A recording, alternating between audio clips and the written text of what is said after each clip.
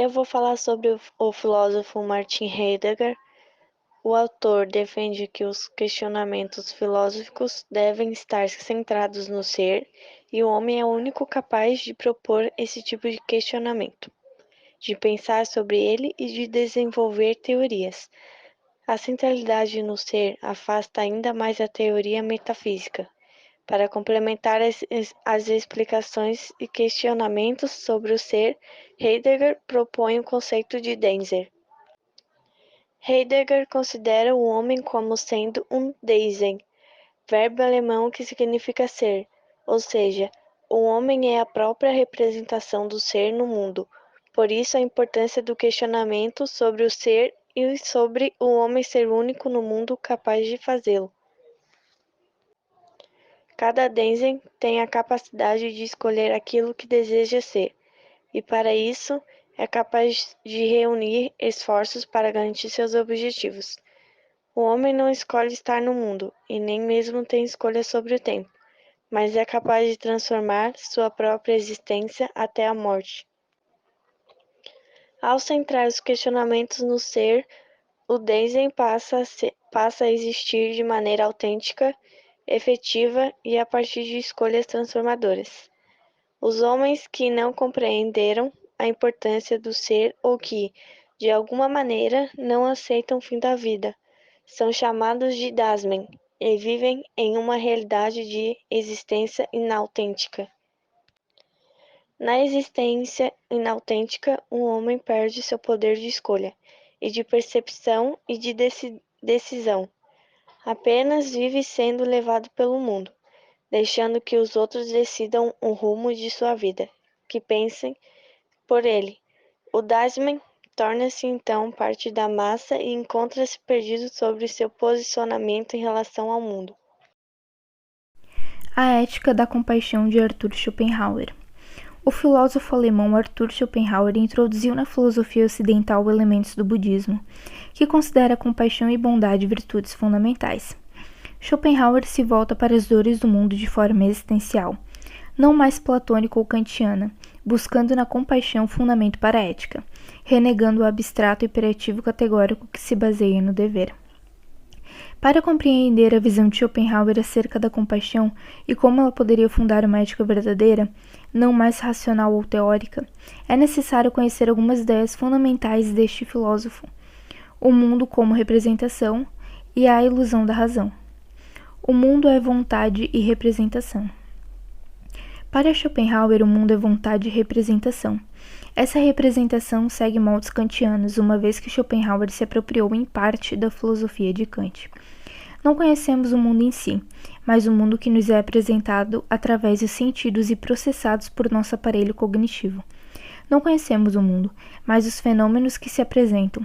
Conhecemos nossa representação da realidade, mas não a realidade em si. Porém, a vontade, muito além da boa vontade kantiana e do imperativo categórico, se estende a toda a natureza, que nos demonstra todos os dias que uma vontade racional move todos os seres. Todos lutam por sua vida, desde insetos até as plantas, e o ser humano não está além da natureza. A ilusão da razão. A razão iludiu o homem com a sensação de controle, mas Schopenhauer mostrou que o homem mal tem domínio de si mesmo, sendo movido por uma vontade irracional. Descartes descobriu o eu, e Schopenhauer, antes de Nietzsche e Freud, mostrou que não temos controle algum sobre este eu racional. As dores do mundo. Schopenhauer prossegue com a desconstrução da metafísica tradicional, uma vez que esse filósofo volta sua reflexão para este mundo, conforme expõe em sua obra As Dores do Mundo. Abre aspas. Não conheço nada mais absurdo que a maior parte dos sistemas metafísicos, que explicam o mal como uma coisa negativa. Só ele, pelo contrário, é positivo, visto que se faz sentir. A vida do homem é um combate pérpetuo, não só contra males abstratos, a miséria ou o aborrecimento, mas também contra os outros homens. Trabalho, tormento, desgosto e miséria, tal é sem dúvida durante a vida inteira, o que é de quase todos os homens. O mundo é o inferno e os homens dividem-se em almas atormentadas e em diabos atormentadores. Onde foi Dante buscar o modelo e o motivo do seu inferno, se não no mundo real? Fecha aspas. A ética da compaixão. Diante de um mundo de dores e sofrimentos, Schopenhauer propõe uma ética prática e vivencial baseada na compaixão. Apesar do egoísmo e da crueldade que fazem parte da existência humana, a caridade e a compaixão são um contraponto do egoísmo. O egoísmo é fruto do eu e do ego, faz o homem se considerar centro do mundo, se opondo violentamente contra tudo que impeça o seu bem-estar. O egoísmo, contudo, cria uma falsa representação de mundo, separa os homens. A compaixão, por sua vez, nos aproxima. A compaixão, enquanto princípio fundamental, é a proposta ética de Schopenhauer. Contra a razão pura kantiana, Schopenhauer acredita na compaixão inata como princípio ético, pois está além da nossa representação de mundo e da razão ilusória. Schopenhauer estabelece uma metafísica baseada na vontade universal, que é a essência de todos os seres, do qual tanto o egoísmo quanto a caridade fazem parte.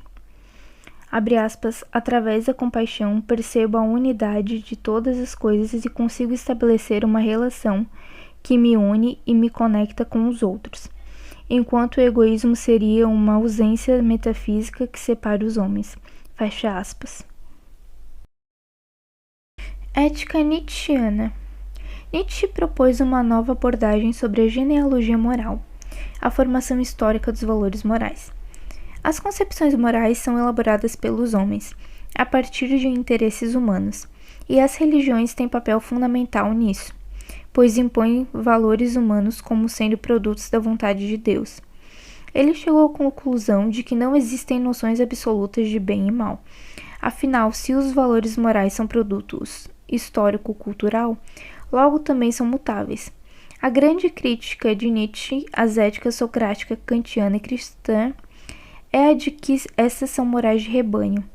O conceito de ética universal coincide com os preceitos de uma religião que tenta controlar as paixões e assim homogeneizar os homens.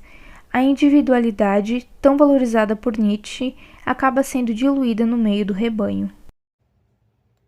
Nietzsche busca a transmutação de todos os valores, questionando o conceito de bem e mal em busca de novos valores afirmativos da vida, como a vontade, a criatividade e o sentimento estético. Em sua autoproclamada negação e crítica da moral, Nietzsche possibilita uma nova perspectiva ética. Como imoralista, não apenas nega a validade e a eficácia da moralidade cristã, mas também vislumbra-se como um tipo peculiar de moralista que visa a inverter a autoridade e o poder da moral contra ela mesma.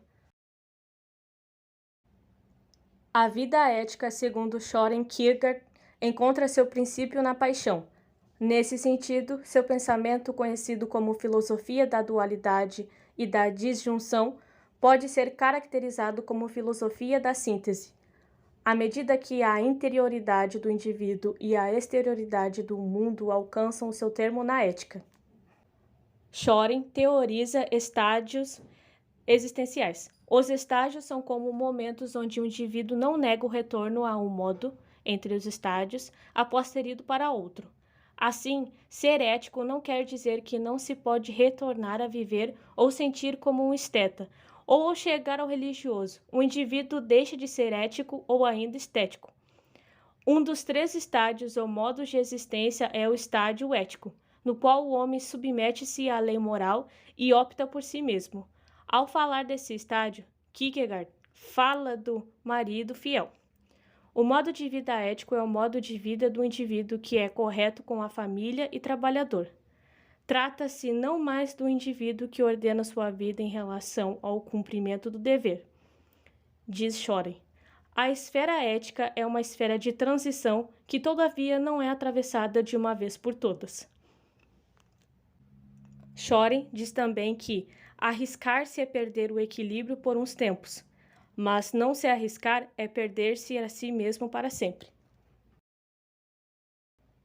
Então é isso, esse foi o trabalho da Giovanna Albrecht, Maria Eduarda Luiz e Giovanna Schutz, do terceiro ano 4.